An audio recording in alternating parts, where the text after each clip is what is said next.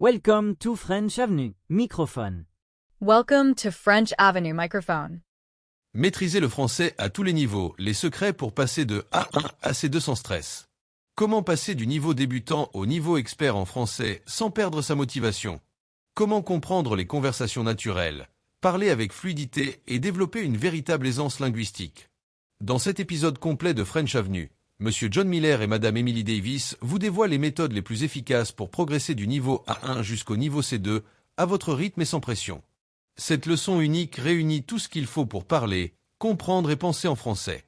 Vous découvrirez des stratégies concrètes pour améliorer votre compréhension orale et écrite, des conseils pratiques pour mémoriser le vocabulaire durablement, des explications grammaticales claires et logiques, accessibles à tous les niveaux, des analyses profondes du vocabulaire et des expressions les plus utilisées en français moderne, des questions stimulantes pour développer votre réflexion linguistique et culturelle.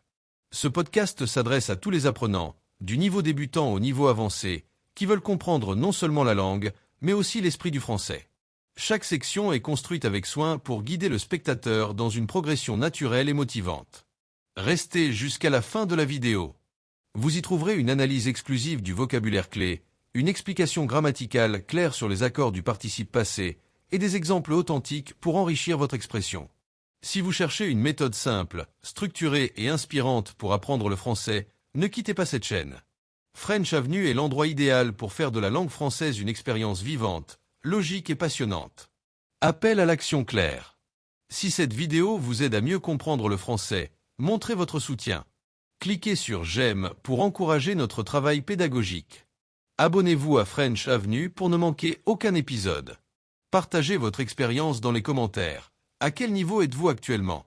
Quelle partie du français vous semble la plus difficile? Dites-nous aussi quel sujet vous aimeriez que nous abordions dans les prochains épisodes.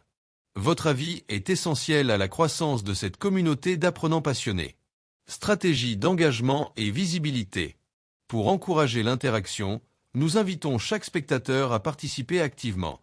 Posez vos questions, réagissez aux exemples, racontez vos réussites et vos difficultés. Plus vous commentez et échangez, plus vous renforcez la communauté French Avenue.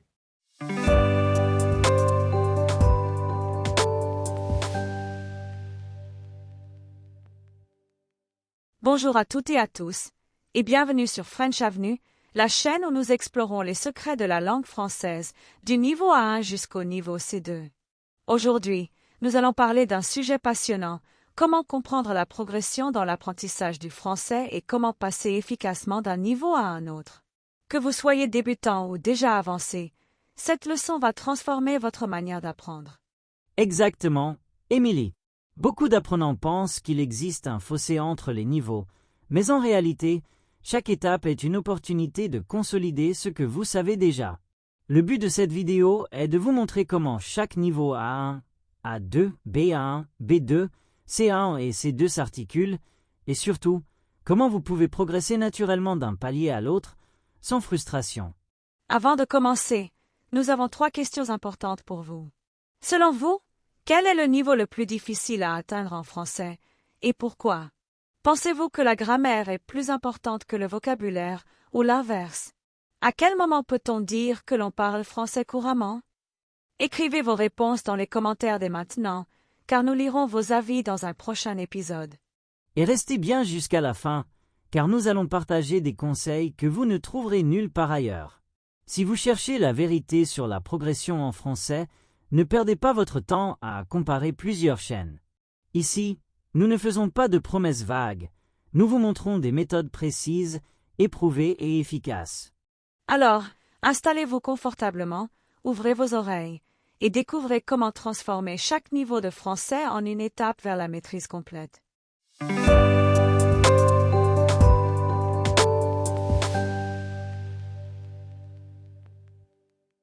John, de nombreux étudiants se demandent qu'est-ce qui différencie réellement un niveau A1 d'un niveau A2. Beaucoup apprennent du vocabulaire et des expressions, mais ils ont du mal à sentir une vraie progression. Quelle est, selon vous, la clé pour passer du stade de « je connais quelques mots » à « je peux m'exprimer un peu » ? C'est une excellente question. Emily, la différence entre A1 et A2 ne réside pas seulement dans la quantité de mots appris, mais dans la capacité à les utiliser en contexte. Un apprenant A1 connaît des phrases isolées, comme « je m'appelle John » ou « j'aime le café ». Un apprenant A2, lui, commence à relier ces phrases entre elles pour former un discours cohérent. Pour passer de A1 à A2, il faut se concentrer sur la pratique active. Parler tous les jours, même seul, reformuler, poser des questions simples. Le secret n'est pas d'apprendre plus, mais d'utiliser ce que l'on sait plus souvent. À ce stade, il faut apprendre à écouter des phrases courtes, comprendre le sens général et imiter le rythme des locuteurs natifs. Une erreur fréquente des apprenants A1 est de rester dans la mémorisation mécanique. Ils apprennent des listes, mais ne s'en servent jamais. Pour passer à A2, il faut transformer la connaissance passive en connaissance vivante. Cela signifie pratiquer à l'oral, répéter, improviser, réagir. Enfin, la motivation joue un rôle clé. Ceux qui progressent le plus vite ne sont pas forcément ceux qui étudient le plus longtemps, mais ceux qui vivent la langue, écouter des chansons, regarder des vidéos, parler à des francophones. C'est en créant un lien émotionnel avec le français que la langue devient naturelle et intuitive. John, beaucoup d'apprenants atteignent le niveau B1 ou B2, mais se sentent bloqués. Ils comprennent la plupart des conversations, mais ont du mal à s'exprimer avec fluidité. Pourquoi cette étape est-elle si difficile, et comment peut-on la franchir sans perdre confiance? C'est l'une des étapes les plus délicates, Émilie. Le passage de B1 à B2 est un tournant majeur, car c'est le moment où l'apprenant doit passer de la langue scolaire à la langue vivante. À ce niveau, la grammaire est déjà bien installée, mais la fluidité manque souvent, car l'apprenant pense encore en traduisant. Le vrai défi n'est plus technique, mais mental. Il faut cesser de traduire et commencer à penser directement en français. Pour cela, il faut pratiquer la spontanéité. Il est préférable de parler avec des erreurs que de se taire par peur de mal faire. C'est dans la répétition spontanée que le cerveau automatise les structures. Ensuite, il faut enrichir le vocabulaire de transition. Ces petits mots qui rendent le discours fluide, comme donc, en fait, cependant, d'ailleurs, tout de même. Ce sont eux qui donnent l'impression de parler couramment. Enfin, la clé pour passer à B2, c'est l'exposition naturelle, lire des articles authentiques, écouter des débats, observer comment les francophones s'expriment dans différents contextes. À force de contact, le cerveau imite inconsciemment la structure et le rythme du français. Le B2, c'est la porte de la liberté linguistique. On ne parle pas encore parfaitement, mais on peut penser, discuter et exister en français. Et c'est cela, le plus grand pas vers la maîtrise. John, une dernière question. Qu'est-ce qui caractérise vraiment les niveaux C1 et C2? À ce stade, que faut-il encore apprendre et comment maintenir une progression constante alors qu'on maîtrise déjà la langue? Les niveaux C1 et C2 ne se limitent plus à la correction grammaticale. Ils concernent la subtilité, la précision et le style. Un locuteur C1 est autonome, il comprend des textes complexes, peut débattre, argumenter et nuancer son opinion. Le niveau C2, lui, correspond à une maîtrise presque native. La capacité à adapter son langage selon le contexte, à jouer avec les mots et les registres. Mais la progression ne s'arrête jamais. Pour atteindre C1, il faut diversifier ses sources, lire des romans, écouter des émissions culturelles, écrire des textes longs. À ce niveau, la richesse vient de la curiosité intellectuelle. Le passage de C1 à C2 se joue dans le raffinement de la pensée. Apprendre à exprimer des émotions, des opinions, des ironies ou des implicites. Il faut apprendre à comprendre l'esprit de la langue française, son humour, ses sous-entendus, ses références culturelles. Le secret, c'est la régularité. Même au plus haut niveau, il faut continuer à pratiquer chaque jour, écouter, lire, parler, écrire. Le français n'est pas une destination, mais un chemin vivant, une conversation sans fin avec la culture, la musique et la pensée. John, beaucoup d'apprenants se demandent à quel moment ils peuvent dire qu'ils pensent en français. On entend souvent cette expression, mais elle semble abstraite. Comment savoir si l'on commence vraiment à penser dans une autre langue? Et surtout, comment atteindre ce stade quand on apprend seul, sans immersion dans un pays francophone? C'est une question essentielle, Émilie, et beaucoup d'apprenants la posent sans vraiment savoir ce qu'elle implique.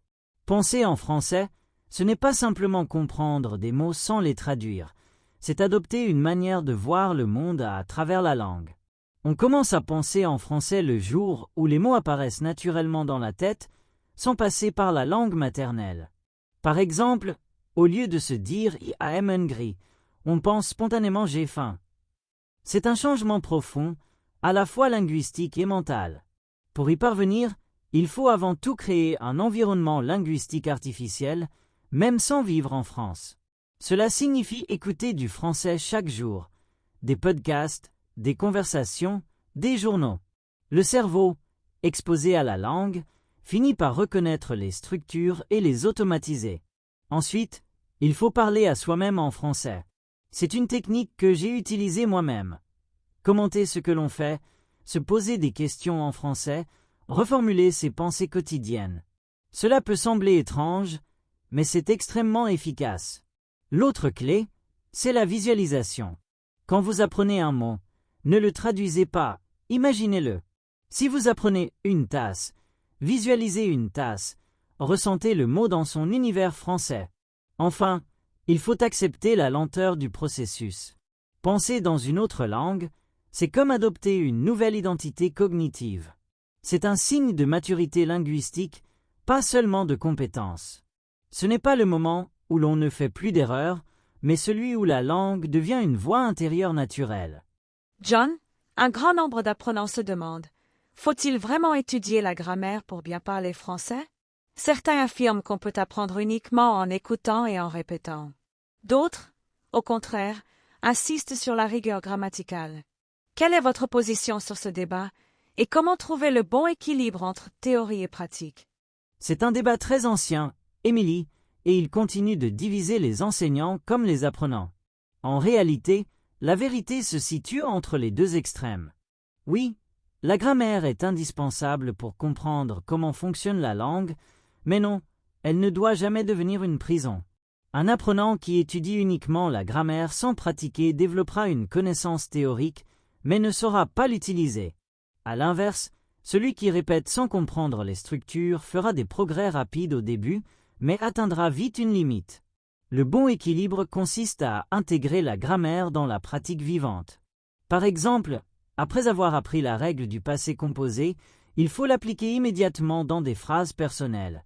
Hier, j'ai appris une nouvelle expression. Ce matin, j'ai bu un café.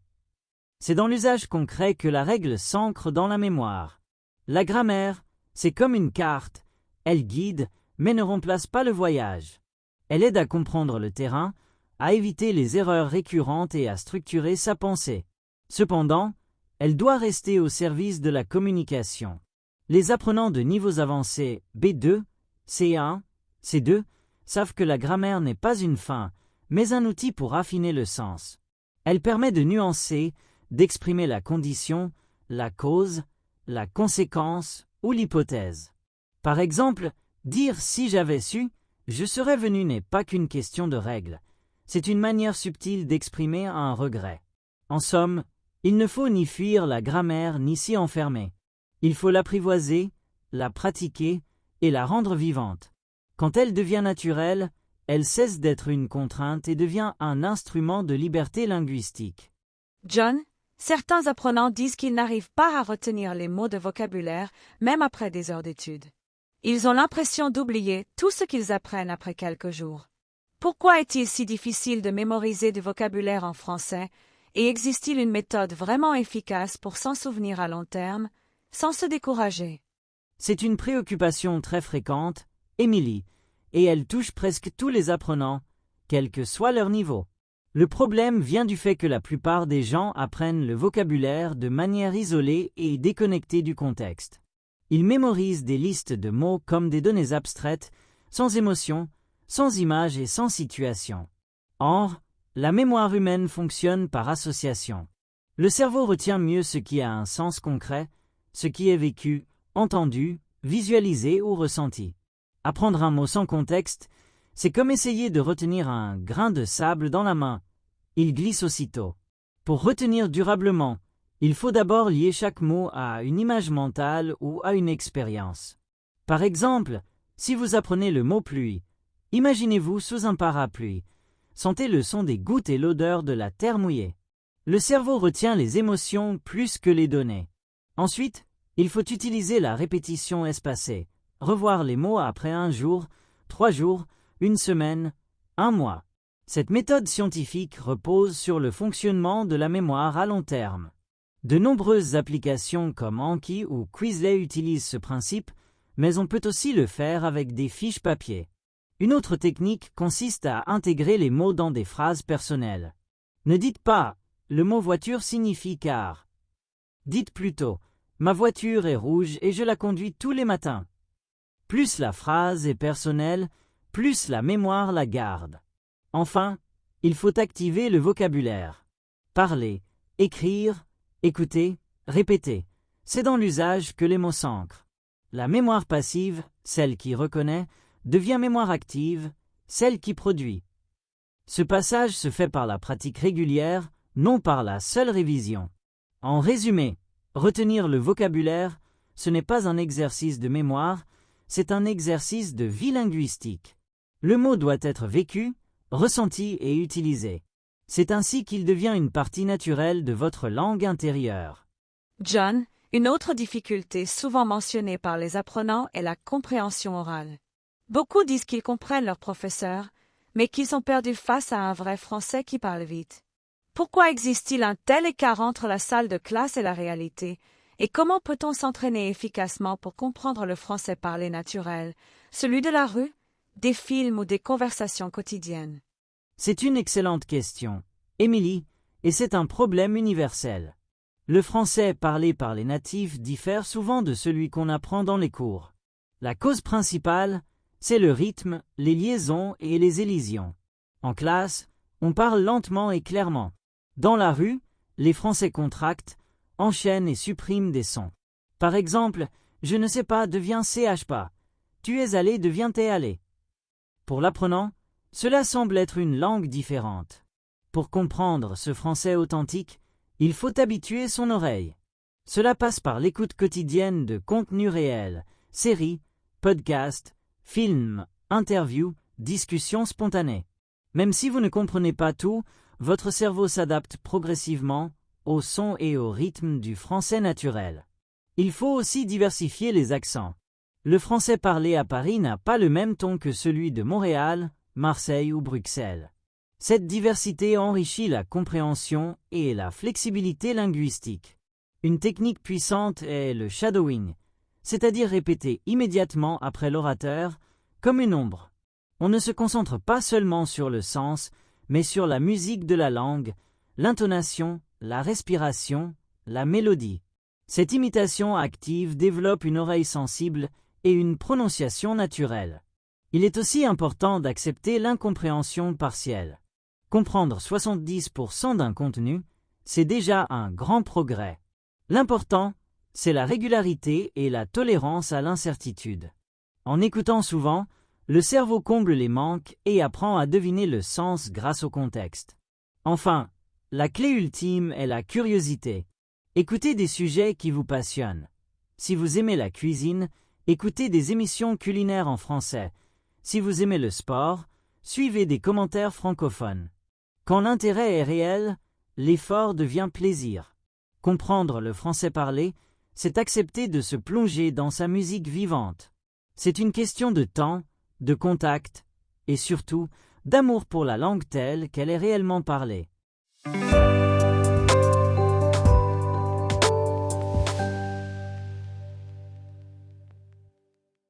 Partie 3. Vocabulaire important. 10 mots avec explication et exemple. 1. Progresser. Définition. Le verbe progresser signifie avancer, évoluer, s'améliorer dans un domaine. En apprentissage linguistique, progresser n'est pas seulement acquérir plus de mots, mais aussi gagner en aisance, en compréhension et en confiance. Exemple. Chaque jour, je progresse un peu en français grâce à la pratique quotidienne. Pour progresser, il faut oser parler, même si on fait des erreurs. J'ai progressé énormément depuis que j'écoute des podcasts en français. Analyse. Ce mot souligne une idée de mouvement constant. En français, on ne dit pas seulement je progresse dans mes études, mais aussi je progresse en compréhension, ce qui implique une évolution intérieure, invisible mais réelle. 2. Compréhension. Définition. La compréhension désigne la capacité à saisir le sens d'un message, qu'il soit oral ou écrit. Elle est un pilier de la communication, car comprendre précède toujours l'expression. Exemple. Ma compréhension du français parlé s'est améliorée grâce aux séries télévisées. La lecture quotidienne renforce la compréhension grammaticale et lexicale. Une bonne compréhension culturelle aide à interpréter les expressions idiomatiques. Analyse. Comprendre ne signifie pas seulement décoder les mots, mais aussi percevoir les nuances. Dans l'apprentissage du français, la compréhension est active. Elle exige de l'attention, de la logique et une curiosité constante envers les contextes d'usage. 3. Pratique. Définition.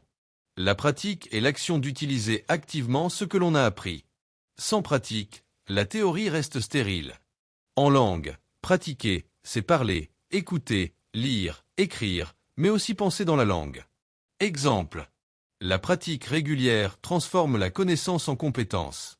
J'ai besoin de plus de pratique orale pour devenir fluide. Rien ne remplace la pratique quotidienne pour consolider la mémoire linguistique. Analyse. Le mot pratique évoque le passage à l'action. C'est une notion fondamentale en pédagogie.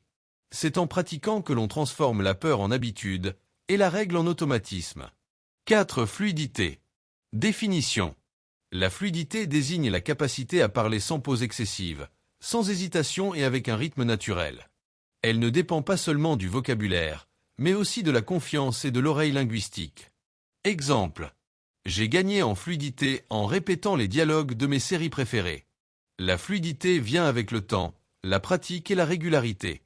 Même avec des erreurs, un discours fluide paraît plus naturel. Analyse.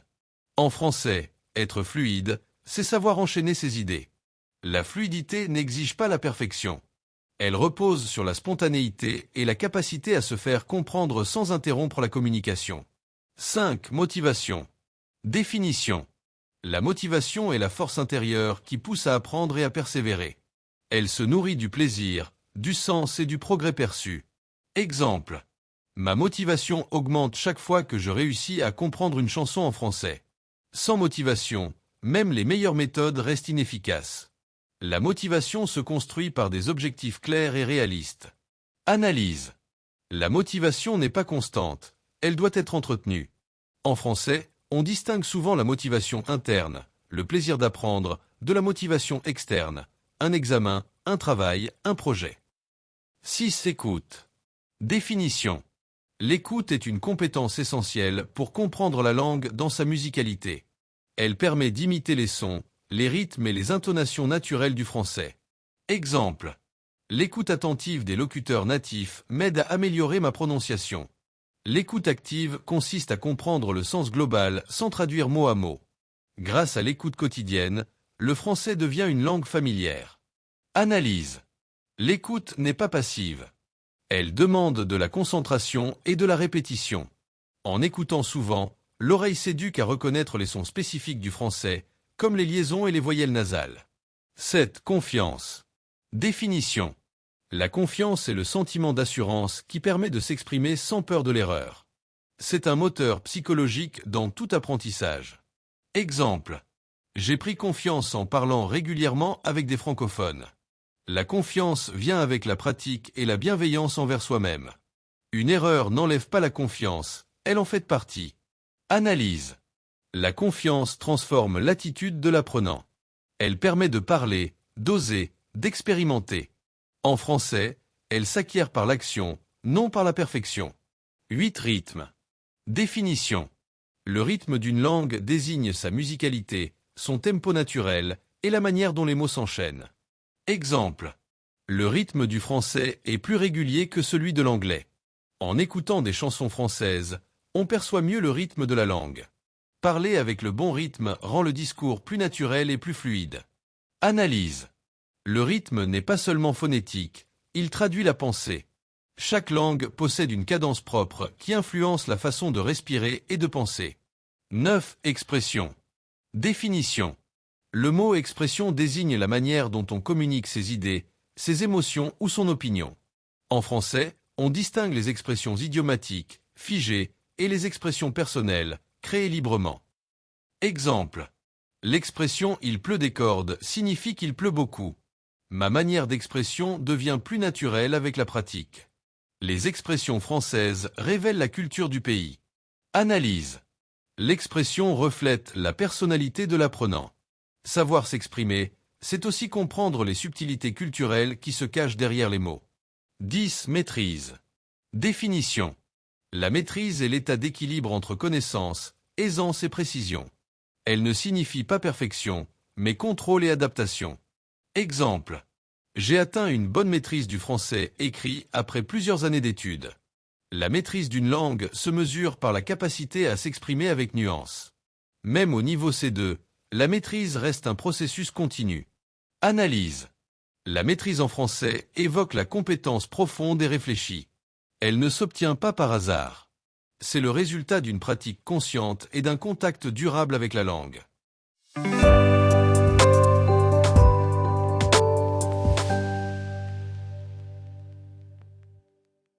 Partie 4. Explication grammaticale.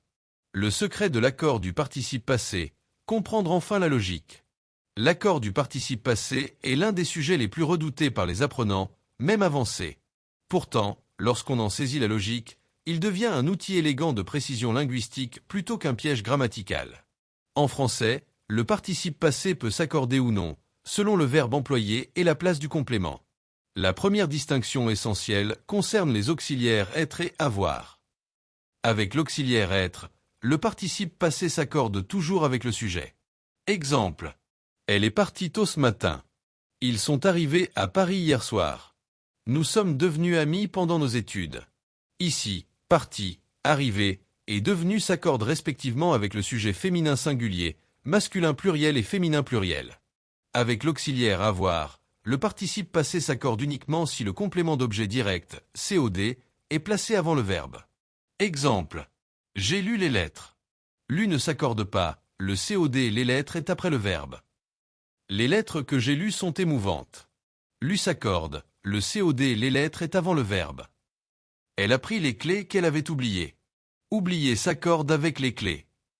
Cette règle peut sembler complexe, mais elle repose sur une logique syntaxique claire. On accorde seulement lorsque le mot que le participe décrit est déjà connu avant le verbe. C'est une question de repérage dans la phrase. Les verbes pronominaux, se laver, se souvenir, s'en aller, suivent des règles mixtes. En général, le participe passé s'accorde avec le sujet, sauf si le pronom se est complément indirect. Exemple. Elle s'est levée tôt. Accord avec elle. Ils se sont parlé hier. Pas d'accord, car c'est égal complément indirect. Elles se sont regardées dans le miroir. Accord avec elle. Enfin, il faut souligner que l'accord du participe passé a une dimension stylistique. Dans le langage parlé, il est souvent invisible, mais à l'écrit, il marque la maîtrise du français. Savoir l'utiliser, c'est montrer sa précision et sa sensibilité grammaticale. En résumé, l'accord du participe passé n'est pas une question d'exception, mais de structure logique. Comprendre cette cohérence, c'est franchir une étape décisive dans la maîtrise du français écrit et parlé.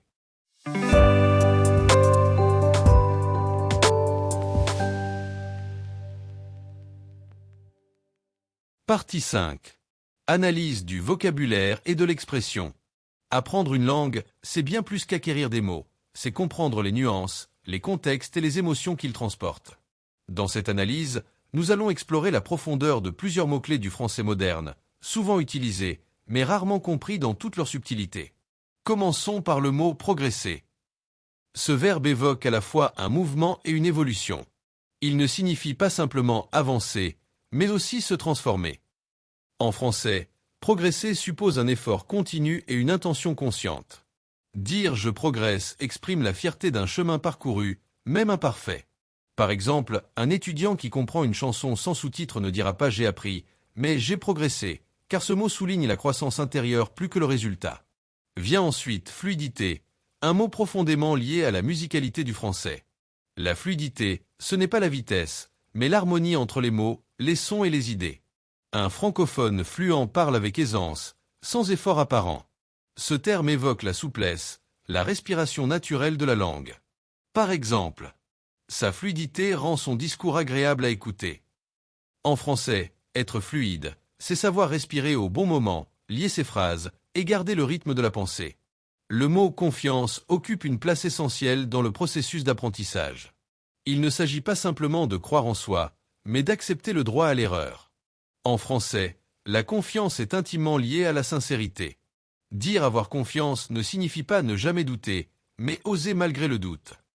C'est une force tranquille, discrète mais déterminante. Quant à motivation, ce mot révèle une dimension psychologique et humaine. La motivation en français n'est pas un simple désir. Elle est nourrie par un objectif précis et un sens personnel. On dit souvent perdre la motivation quand on oublie pourquoi on a commencé. Retrouver cette motivation, c'est redonner du sens à son apprentissage. Enfin, examinons l'expression « prendre conscience », très française dans son esprit. Elle exprime une forme de révélation, une compréhension profonde qui transforme la manière de voir. Par exemple, « J'ai pris conscience que je pouvais parler français sans peur ». Cette expression dépasse la simple idée de réaliser. Elle marque une évolution intellectuelle et émotionnelle. Ainsi, chaque mot et chaque expression du français ne sont pas seulement des éléments de communication, mais des fenêtres ouvertes sur une manière de penser. Le vocabulaire français est vivant, nuancé et expressif. Le comprendre, c'est non seulement apprendre une langue, mais aussi entrer dans une culture où la parole reflète toujours la sensibilité et la précision de la pensée.